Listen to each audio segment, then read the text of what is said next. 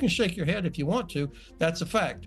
So why don't you stop pretending that we don't have United States Special Forces on the ground right this second? We don't have CIA agents all over Ukraine right this second. Why don't you just stop pretending? Because it's nonsense. Okay. And we all know it's nonsense. This is the way, hang on. This is the way it's been going for a long time. And when you talk about, well, Andrew, what we're actually doing is we're spending a whole bunch of money on refurbishing equipment here instead of buying new equipment to send over there. So what? So why are you still spending tons of my money on something I don't care about to send over to a nation which is corrupt as hell? Go after the guy who smokes and spends all day arguing with strippers and OnlyFans girls going to speak up? I don't know. They make better arguments than you do, General bro. Ben Hodges, it's not my fault that you have a lower IQ than a stripper and an OnlyFans girl. You're an expert. These other guys, I can't take them serious. Andrew Wilson and Dave Smith are going toe-to-toe against Jake Broe and Commander Ben Hodges, who are wokeists on Piers Morgan Uncensored. Andrew and Dave are bringing receipts, not pulling back any punches, who are fed up with the endless war games and bureaucratic spin. The subject is based off of Zelensky's theatrical performance last week at the Oval Office. This video only gets better. Buckle up. This isn't your typical political debate. It's an all-out, no-holds-barred expose on the absurdity of power and the price of an empire. Let's jump in. I mean, Dave Smith, I would not share some of that categorization because I don't think this is by any means done, this scenario. I think that Trump ultimately is desperate to bring peace. He prefers peace to war. He said he'd do this before he came into office. He wants to get it done, as he does in Gaza as well. He wants to win the Nobel Peace Prize. There are lots of incentives here for Donald Trump to deliver on what he said he would deliver on. So I don't share that slightly apocalyptic view of where we are. But I also think Jake makes some very good points about, when you dance with the devil, you get pricked by the horns. And a lot of people believe that the way Donald Trump interacts with people like Putin and Xi and Kim Jong-un and others is detrimental to America's national interest. What do you feel? I mean, global politics always involves interacting with bad people, and it only seems like the propaganda about this, arises when it's somebody who we want to support a war against. There's how about the way we interact with the Saudis or the Israelis, for that matter? Look, the greatest thing that ever happened in the history of the world has happened over the last 30 years, and there's 1 billion people have been pulled out of extreme poverty, and a big part of that was because Richard Nixon went and talked to Mao Zedong, the most evil man who ever lived by the numbers.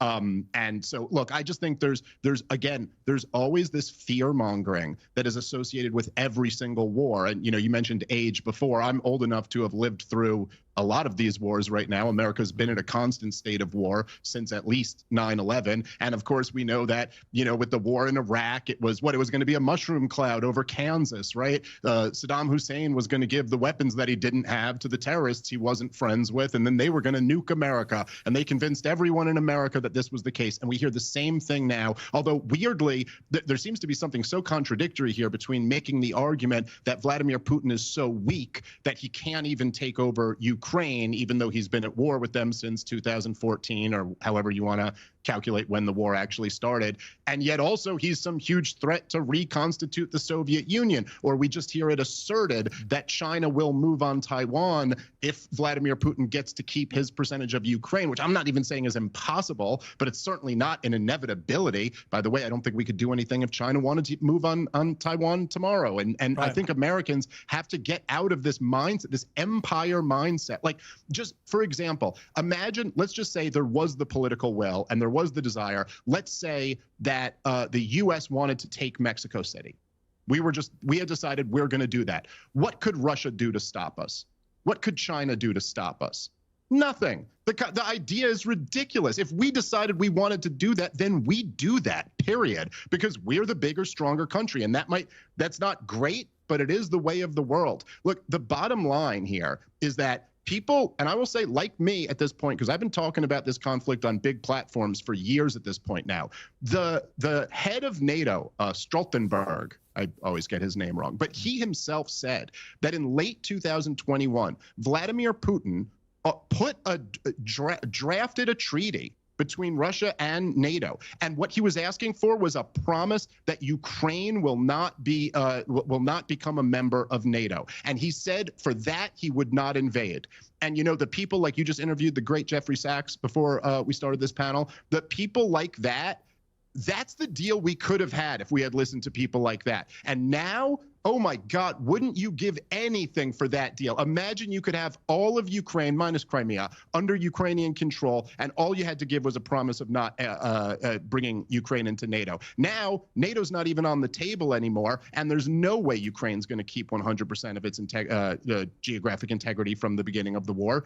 This is the reality of the situation. Governments are not perfect, and neither is ours, but peace is better than war. This war did not need to happen, and it's been an absolute disaster, worst of all for the Ukrainian people. On the issue of the election, I think it's worth noting, and I'll come to you, General, if I may, for a response to this, but Ukraine's parliament voted overwhelmingly to approve a resolution affirming the legitimacy of Zelensky's stay in office, asserting the constitutionality of deferring the presidential election while the country's at war. The 268 parliament members present voted unanimously to approve the resolution, while 12 other MPs were not present during the session. So that seems to me to be a very clear democratic mandate by the elected officials of Ukraine to endorse not having an election until the war is over. I think that for Andrew, I would just offer, I'm pretty sure you know this, the amount of money, the 120 to 180 billion, depending on what you include in that amount, it's clearly not 350, but the amount of money that the United States has spent or contributed towards helping Ukraine, the overwhelming majority of that money was spent in the United States. It's not pallets of ammunition, of money that are loaded onto a C-17 and then delivered into Ukraine. It's money that is spent replacing or buying ammunition, refurbishing old equipment that is then loaned or given to Ukraine. And of course, there are no U.S. troops in Ukraine except for those officers that are assigned to the embassy and the Office of Defense Cooperation, whose task is to make sure accountability of every javelin, every artillery round, every set of binoculars. Oh, you can shake your head if you want to. That's a fact. So why don't you stop pretending that we don't have United States Special Forces on the ground right this second? We don't have CIA agents all over Ukraine right this second. Why don't you just stop pretending? Because it's nonsense. Okay. And we all know it's nonsense. This is the way, hang on, this is the way it's been going for a long time. And when you talk about, well, Andrew, what we're actually doing is we're spending a whole bunch of money on refurbishing equipment here instead of buying new equipment to send over there. So what? So why are you still spending tons of my money on something I don't care about to send over to a nation which is corrupt as hell? So can we just stop BSing each other for a second? Yes, the United States has boots on the ground there. Yes, we have special forces units there. We have CIA agents there, and we would be fools to pretend we don't. It's an interesting argumentative style that you had, and you know, when people start calling me names or whatever, then I really, the credibility. I didn't call you any names, sir. I didn't call you any names. Whatever. Okay. What was the name that I called you? I think the key is this idea of trying to end actually just offended by tone. You just don't like tone. You know, maybe a little tone policing getting worked in there. Maybe that Southern drawl where you try to make yourself sound likable because you have it doesn't work so well on me because you can't gaslight me with this stuff. It's nonsense. Yes, there's boots on the ground there. Yes, there've been boots on the ground there probably since the beginning. Yes, we're spending $100 billion plus on equipment that we then either send over there. And by the way, there's hidden money going over there too. This is such nonsense. Just stop gaslighting the American people. Stop it. We're not stupid. We've seen this on repeat so many times now. So many times. General, respond. The idea of ending the war, of course, is exactly what we would like to do, but it needs to be an end that is sustainable. And I think President Zelensky understands that he can't just sign or accept an end to the war where Russia will wait for us to lose interest, because we always do lose interest, and then they pick right back up with a resumption of the conflict after we have left or turned our back. And so I think it's reasonable to expect the Ukrainians to want some sort of guarantee, whether that's continued aid, continued equipment, or presence. They haven't I don't know exactly what that looks like. Obviously, I would prefer to see Ukraine in NATO. We get better the day they join NATO. It's not going to happen anytime soon, especially if the United States is not willing to do it, and the Biden administration also is not willing to do it. But how do we end it when you're the partner on the other side, negotiating partner on the other side of the table is Vladimir Putin? I mean, there's no reason to have confidence that they will live up to any agreement because there's nothing in their history. And I do appreciate that Andrew likes my North Florida accent. Well, let me bring in Dave. I want to bring in Dave. I want to bring in Dave. We've got. Yeah, I never quite understand this argument that seems to just logically fall apart, that we can't end a war because the war might pick up at some point in the future, and therefore, if we don't have a perfect guarantee that, I mean, what?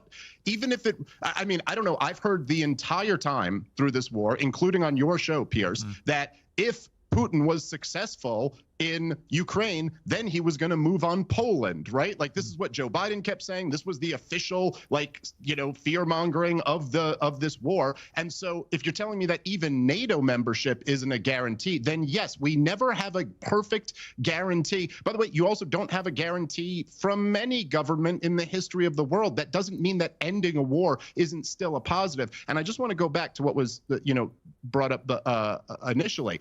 You know, the idea that this was a case of failed deterrence, and that if only we had deterred Vladimir Putin sooner, then we could have avoided this whole thing. I mean, let's just kind of quickly overlook the last 20 years of U.S. foreign policy in Europe. We've expanded NATO all the way to Vladimir Putin's borders. We constantly floated out the idea for years that we would include Ukraine at some point, give them full membership. We said point blank in 2008 at the Bucharest summit that we were bringing Georgia and Ukraine into NATO before Russia ended up going to war with Georgia there. And then we I mean, look, Piers, like we've done this before on the show too, right? But just imagine, if you can, have a little bit of strategic empathy and put yourself in the Russian shoes. If Russia, let's say the Soviet Union had never collapsed, and the Soviet Union had poured $100 million into a Mexican street protest that overthrew a democratically elected government, and they had been saying for years they were going to bring Mexico into their military alliance, and then when the new government came up, they recognized them immediately and started arming them, as Donald Trump foolishly bragged about the other day with Zelensky in the Oval Office. Piers, do you think Americans would feel that was deterrence, or do you think we might view that as a provocation? I mean, like, it's just, stop by using the way, logic, when Dave. Donald Stop Trump... using logic, Dave. Well, look, well, let me ask, rather than me try and answer a very logical question, let me get Jake to respond to that. So the first thing that he said, what is the concern if Russia takes Ukraine? If Russia can't even go 60 kilometers deep and take the city of Pokrovsk, what is the threat to NATO? And it's, yes, absorbing a country of 40 million people, absorbing a country that has $10 trillion of natural resources under the ground. It's the strategic location on the Black Sea. If Russia absorbs Ukraine, they will Russify the people. They will annihilate the Ukrainian identity, turn them into Russians, and then start press ganging them into the military and send them into meat wave attacks against the Baltics, against Poland in the Suwalki Gap. We're trying to prevent Russia from getting stronger. And I don't care about what Russia thinks or feels. Russia is not a great power. Russia has an economy the same size roughly as Spain. Do you think Spain is a great power that the United States should respect? Exactly, dude. Listen, we are in the business of trying to be a world empire, and we're going broke. We're $36 trillion in debt because we can't afford to do it. We've blown $8 trillion in the last 20 years on foreign wars. Why is Donald Trump talking about invading Greenland? Why is Donald Trump talking about invading Panama? I don't agree with that. Why is Donald Trump talking about annexing Canada? Why is he talking about ethnic cleansing in the Gaza Strip? Conversation. That is empire. See, you lost MAGA is the one Stay on pushing topic, for America to be a Stay on global topic, empire. Liv. And That's now a you're total moving. red herring. Total red herring. Total red herring. And by the way, I don't support. Go Is the after guy the who argument. smokes and spends all day arguing with strippers and OnlyFans girls going to speak up?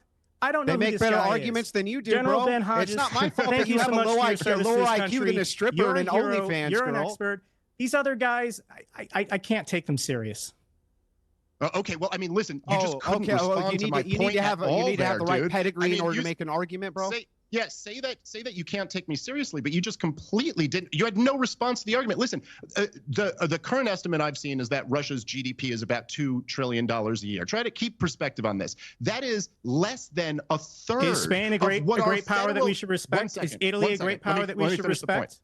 Well, aren't we all missing? Okay, let me bring the elephant in the room into the debate. Nobody's mentioning the nuclear arsenal that Russia has. That's what makes it different to any of these other countries. Russia, on its own, has more nukes than any other country, including the United States. That is a fact. Let's wrap this up quick, guys. Andrew Wilson and Dave Smith won this debate because they did two things that the other side didn't. They backed up the arguments with actual facts, and they called it the obvious nonsense without flinching. Andrew nailed it when he pointed out, yes, the US has special forces and CIA operatives in Ukraine, something the other side tried to dance around like it wasn't common knowledge. Dave, on the other hand, destroyed the idea that this war was about protecting democracy by showing how much money has been wasted, how many lives have been lost, and how Ukraine is in no position to make demands while begging for more aid. Meanwhile, Jake Broe and Commander Ben Hodges fumbled the ball by dodging direct questions and leaning on weak emotional appeals instead of real questions. They kept pushing the tired old line that we have to keep fighting or else, without answering the most obvious question: at what cost? The war isn't going the way they want. Ukraine is losing ground, and yet they still act like endless spending and support will magically turn things around. In the end, Andrew and Dave walked away with the W because they had the receipts and logic. And let's be honest, the best comebacks. Don't forget to like, share, and subscribe, y'all. Check out these two other videos popping up before you. They're just as entertaining. Catch y'all in the next one.